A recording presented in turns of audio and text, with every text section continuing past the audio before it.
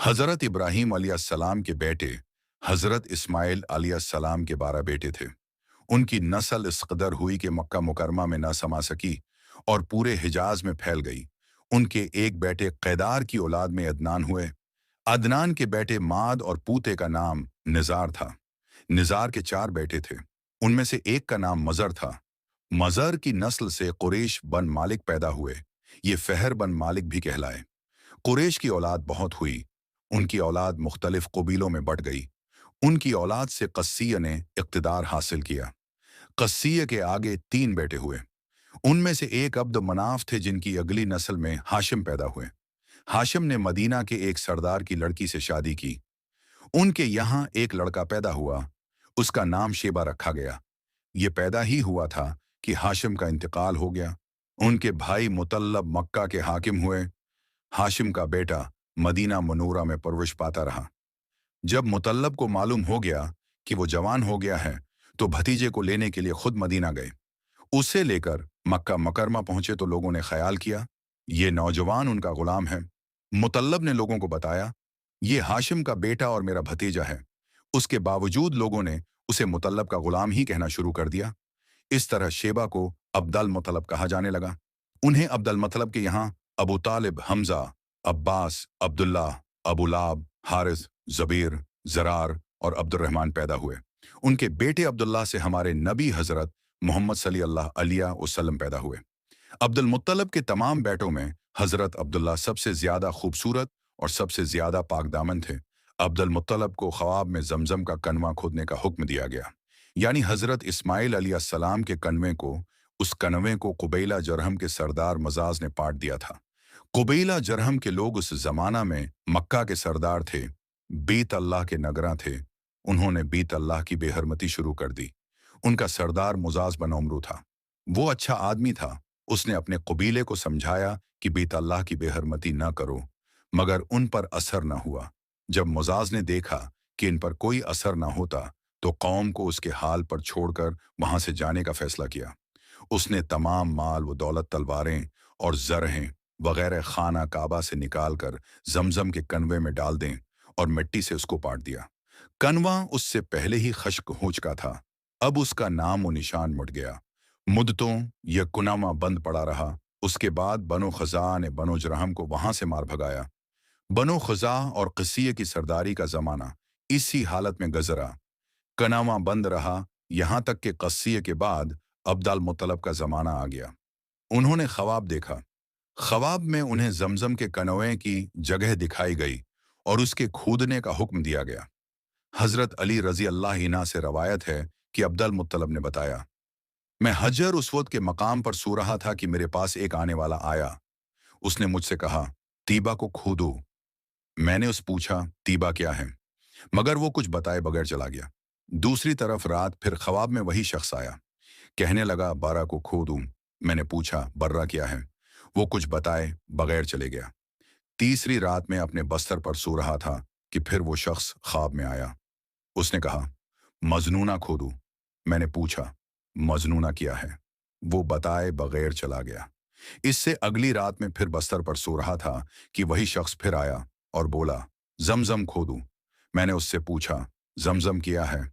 इस बार उसने कहा, जमजम वो है जिसका पानी कभी खत्म नहीं होता, जो हाजियों के बड़े बड़े मजमुओं को सीराब करता है। अब्दुल मुत्तलब कहते हैं, मैंने उससे पूछा, ये कनवा किस जगह है। उसने बताया, जहां गुंदगी और खून पड़ा है और कौवा ठोंगे मार रहा है। दूसरे दिन अब्दुल मुत्तलब अपने बेटे हारिस के साथ वहां गए।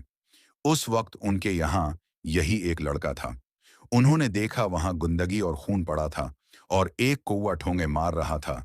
इस जगह के दोनों तरफ बुत मौजूद थे और ये गुंदगी और खून दरअसल इन बतों पर कुर्बान किए जाने वाले जानवरों का था।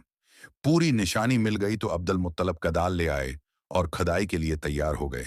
लेकिन उस वक्त कुरैश वहां आ पहुंचे। उन्होंने कहा, अल्लाह की कसम, हम तुम्हें यहां खदाई नहीं करने देंगे। तुम हमारे इन दोनों बुत्तों के दरमियां कुनवा खोदना चाहते हो जहां हम उनके लिए कुर्बानियां करते हैं। अब्दुल मुत्तलब ने उनकी बात सुनकर अपने बेटे हारिस से कहा, तुम इन लोगों को मेरे करीब ना आने दो। मैं खदाई का काम करता रहूंगा, उस लिए कि मुझे जिस काम का हुक्म दिया गया है मैं उसको जरूर पूरा करूंगा। कुरैश ने जब देखा कि वो बाज आने वाले नहीं तो रख गए, आखिर उन्होंने खुदाई शुरू कर दी। जल्द ही कनवे के आसार नजर आने लगे। ये देखकर उन्होंने अल्लाह अकबर का नारा लगाया और पुकार उठे, ये देखो, ये इस्माइल अलैहिस्सलाम की तामीर है।